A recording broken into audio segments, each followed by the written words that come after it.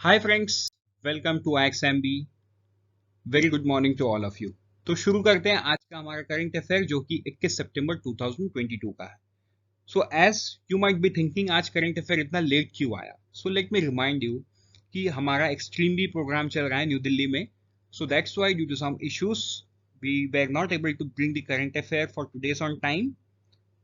So let's begin with the first piece of news. So before I begin, let me tell you कि आप इस lecture के PDF को description से download करो एंड शाम को हमारे वेबसाइट xmb.com से पीडीएफ बीपीडीआर को डाउनलोड करो and that is going to help you in your revision. So the first piece of news that we would see is the very important news, right? अब मैं important इसलिए क्यों, क्योंकि जो prime minister है ये कैबिनेट डिसीजन एक लिए हैं and the decision is regarding a program which is called National Program on High Efficiency Solar Photovoltaic Module. उन्होंने कितना पैसा खर्चा करना है rupees 19,500 crore for what? For achieving manufacturing capacity of gigawatt and scale in high efficiency solar PV modules. Right? तो जैसा कि आपको पता है COP 26 में India has promised some big challenge for itself कि पहला 2030 तक we would 50% we would reduce the carbon emission by 50%। तो कार्बन एमिशन को कम करना है तो हमको क्लीन एनर्जी की तरफ शिफ्ट करना है and this is one step towards that. तो ये पहला हो गया है ना। सोलर फोटोवोल्टेक मॉड्यूल्स पे गवर्नमेंट ने एक प्रोग्राम करना है जिसमें गवर्नमेंट 19,500 खर्चा करेगा। तो ये सोलर पीवी मॉड्यूल होता क्या है, तो आपने कई बार देखा है जो ब्लैक कलर का पैनल्स पहाड़ों में लगा होता है, घर में ट्रैफिक लाइट्स के ऊपर जो लगा होता है ना, ये होता है सोलर पीवी मॉड्यूल्स, राइट। तो ये थोड़ा कॉस्टली है, तो इसके कॉस्ट को कम करने के लिए, इसको टेक्नोलॉजिकली अपग्रेड करने के लिए, क्योंकि ना तो मतलब एक अच्छे साइज का जो सोलर, मतलब आपने ट्रैफिक लाइट्स के ऊपर देखा होगा तो एक अच्छा खासा बड़ा साइज का रहता है पैनल, बट वो एक छोटे से लाइट को ही पावर प्रोवाइड कर पाता है। सो लार्ज स्केल में अगर इसको रियलाइज करना है, we would need lots of space and other thing. Space को अगर हम छोड़ भी दें तो वो है कॉस्ट, ये बहुत कॉस्टली चीज है। तो इस है ना प्रॉब्लम्स को और टेक्नोलॉजी एडवांस करने के लिए this is a programme on high efficiency solar PV cells and इसके लिए government is spending a very huge sum that is 19,500। तो आपको ऑब्जेक्टिव पर्पज से ये सारा चीज याद रखना है, डिस्क्रिप्टिव पर्पज से ये जो मैंने स्टोरी बताया आपको COP 26 को कनेक्ट करते हैं वो आपको याद रखना है, ठीक है। अब इसके प्रोग्राम की डिटेल में जाते हैं। The National Program on High Efficiency Solar PV Modules aims to build an ecosystem for manufacturing of high efficiency PV modules in India, thus reduce import dependencies in the area of renewable energy. Right? तो देखो, अगर माने V S a nation, हम आज के दिन में जो पेट्रोलियम है, क्रूड ऑयल, उसको हम इंपोर्ट कर रहे हैं। अगर हमको क्लीन एनर्जी भी इंपोर्ट करना पड़ा तो ऑल्दो हम अपने एक फ्रंट में एक प्रॉब्लम को सॉल्व कर रहे हैं कि we are moving towards clean energy, but जो दूसरा प्रॉब्लम है बीओपी का, राइट, बीओपी का ऑलवेज इशू रहता है because of high CID, current account deficit, import bill high है हमारा, उसमें प्राइमरी रीजन एनर्जी है, एनर्जी इंपोर्ट, राइट। तो वो प्रॉब्लम तो रह ही जाएगा अगर हमको रिन्यूएबल एनर्जी भी इंपोर्ट करना पड़े। तो ये एक स्टेप है towards reducing that dependency. It will strengthen the Atmanirbhar Bharat initiative and generate employment, ठीक है। Then solar PV manufacturer will be selected through advanced transparent process. PLI will be dispersed for 5 years post commissioning of PV manufacturing plant. मतलब ये PLI scheme से भी linked है but not as of now, क्योंकि सबसे पहले तो हमको मैन्युफैक्चरिंग प्लांट्स बनाना, राइट। ये बनेगा तभी हम उनको इंसेंटिवाइज कर सकते हैं। सो ये भी गवर्नमेंट ने अभी डिक्लेयर कर दिया है so that people get motivated and get into solar PV manufacturing and once that is set up, money will be pump through PLI, तो सारे फ्रंट पे काम हो पाएगा। मतलब आप क्वांटम को समझो। अब एक्सपेक्टेड आउटकम क्या है, किसी भी इनिशिएटिव को जो गवर्नमेंट लेता है तो ऑब्वियस सी बात है कोई ऑब्जेक्टिव होता है।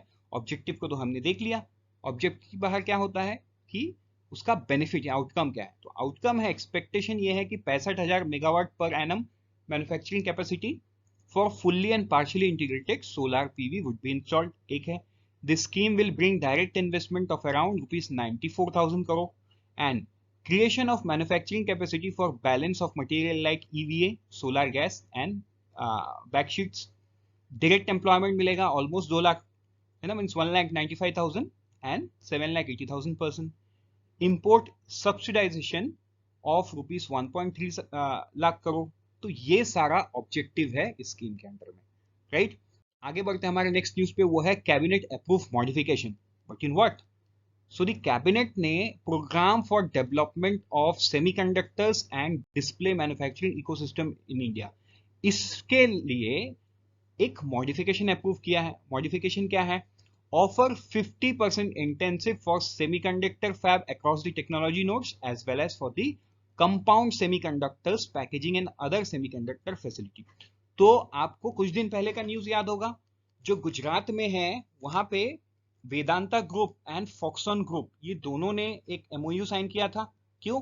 सेमीकंडक्टर को लेके. अब आप यहाँ पे समझो कि सेमीकंडक्टर क्यों इंपॉर्टेंट है.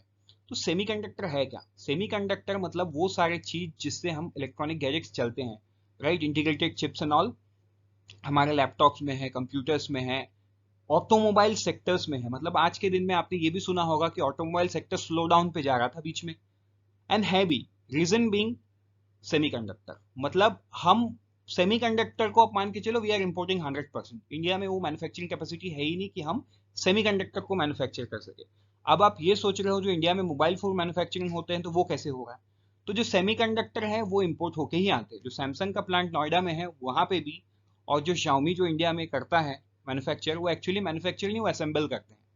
मतलब वो बाहर से लेके आते हैं. डिस्प्ले है ना, डिस्प्ले मैन्युफैक्चरिंग इकोसिस्टम. तो डिस्प्ले भी जो सैमसंग है, सैमसंग का प्लांट है, वहां पे अलग अलग टेक्नोलॉजी, राइट? TFT, एमोलेड, तो वो कुछ चाइना से आता है, कुछ ताइवान से आता है. सो सेमीकंडक्टर को लेके गवर्नमेंट ने एक बहुत बड़ा स्टेप लिया है. This will help reduce dependency on import, पहला.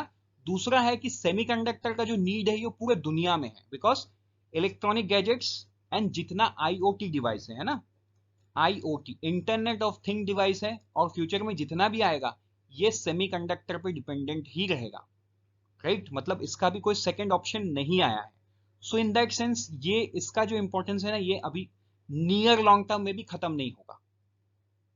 ठीक है? तो सेमीकंडक्टर को लेके गवर्नमेंट ने ये बहुत बड़ा स्टेप लिया है, so that India can become a manufacturing hub for semiconductor and we can export that to the entire world. आगे बढ़ते हैं हमारे नेक्स्ट न्यूज पे, MOU with bank of Baroda and HDFC bank. तो ये क्या है? सबसे पहले इसके बैकग्राउंड को समझते हैं. स्पर्श पोर्टल से रिलेटेड है. तो स्पर्श क्या है? तो देखो, एक स्पर्श वेब बेस्ड सिस्टम है सिंपली डिफेंस पेंशनरीज के लिए. ठीक है? ताकि उनको, अभी देखो डिफेंस पेंशनरीज बाकी पेंशनरीज से क्यों इंपॉर्टेंट है? बिकॉज डिफेंस में वो लोग हैं जिन्होंने अपनी पूरी जिंदगी देश को बचाने के लिए लग गए, तो इनको भी गवर्नमेंट थोड़ा सा सपोर्ट करता है एंड वो जरूरी भी है. तो इनके जो पेंशनरीज हैं इनके लिए एक डेडिकेटेड पोर्टल है विच इज कॉल्ड स्पर्श, जहां पे they get A transparent view of their pension account. मतलब उनसे सारा जुड़ा सारा प्रॉब्लम, हिसाब किताब सब उनको उसमें दिख जाता है. तो उसके लिए तो ये सिस्टम बैंक के सिस्टम से कनेक्टेड होना चाहिए, करेक्ट? तो उसके लिए ये MOU है जहां पे 7,900 ब्रांच बैंक ऑफ बड़ौदा के एंड 6,300 ब्रांच HDFC के इनको जोड़ा गया है, राइट? आई होप ये आपको क्लियर हो गया है और इसमें और बहुत ज्यादा कुछ नहीं है. आगे बढ़ते हैं हमारे नेक्स्ट न्यूज पे, वो है कन्वर्जेंस पोर्टल. तो कन्वर्जेंस का सबसे पहले मीनिंग क्या है? मीनिंग है कन्वर्जेंस का सिंपल टर्म्स में कि how we can make things easy, right? तो प्राइम मिनिस्टर का हमेशा से एक ड्रीम रहा है, he has always said it, कि सारे डिपार्टमेंट, सारे मिनिस्ट्रीज को एक साथ मिल के डिसीजन लेना चाहिए, काम करना चाहिए. तो उसी में स्टेप कन्वर्जन पोर्टल उन्होंने लॉन्च किया है for ministry of food processing industries and ministry of agriculture and farmer welfare. तो ये दोनों to support the food processing enterprise. तो फूड प्रोसेसिंग जो है वो एग्रीकल्चर से भी रिलेटेड है, वो फूड प्रोसेसिंग इंडस्ट्री से भी रिलेटेड है. तो दोनों मिनिस्ट्री बराबर से बढ़िया से काम कर पाए, for that food processing enterprise को लॉन्च किया गया है. तो आई होप ये भी आपको क्लियर हो गया है. आगे बढ़ते हैं हमारे नेक्स्ट न्यूज पे, वो है इंडिया विंस UN अवार्ड. तो क्या है ये UN अवार्ड? UN अवार्ड है इंडिया हाइपरटेंशन कंट्रोल इनिशिएटिव. इसको इंडिया ने विन किया है. ठीक है? तो ये आपको याद कर लेना है. आगे बढ़ते हैं नेक्स्ट न्यूज पे, वो है NMDC विंस नेशनल अवार्ड. ये क्या है? NMDC जो कंट्री का लार्जेस्ट आयरन ओर प्रोड्यूसर है, इन्होंने कौन सा अवार्ड जीता है? National award for excellence in CSR and sustainability. ठीक है, ये जो है इनको Indian bureau of mines with 5 star rating to all its complex, 5 star मिला है उनको, and the award has won by the NMDC. आगे बढ़ते नेक्स्ट न्यूज पे, वो है आरआईएनएल। ठीक है, राष्ट्रीय इस्पात निगम लिमिटेड। तो देखो, राष्ट्रीय इस्पात निगम लिमिटेड को कुछ दिन पहले भी एक अवार्ड मिल चुका है फॉर इट्स पब्लिकेशन, राइट। तो अभी यहाँ पे इनको क्या अवार्ड मिला है, energy efficient unit award for the 6th time in a row. Continue 6 साल से इनको मिल जा रहा है नेशनल लेवल पे, means they are doing a very good job.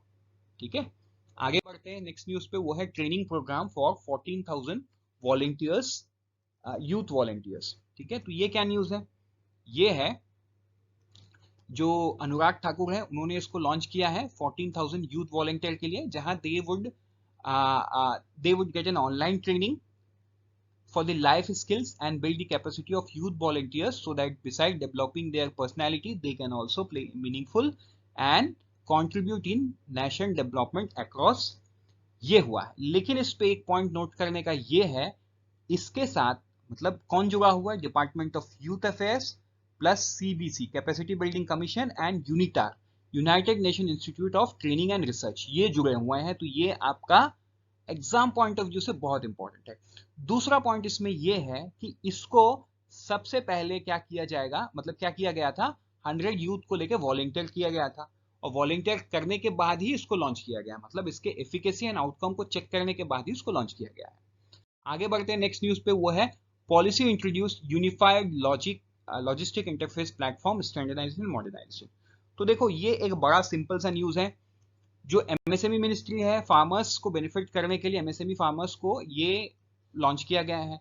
तो देखो, कोई भी एग्रीकल्चर गुड्स का प्राइमरी प्रॉब्लम क्या है कि वो पेरिशेबल है, मतलब समय पे अगर वो मार्केट पे नहीं पहुंचा तो खराब हो जाएगा, तो लॉस किसको होगा, फार्मर्स को होगा, एमएसएमईज को होगा, जिनको मतलब जो वो ये काम करते हैं बड़े स्केल पे।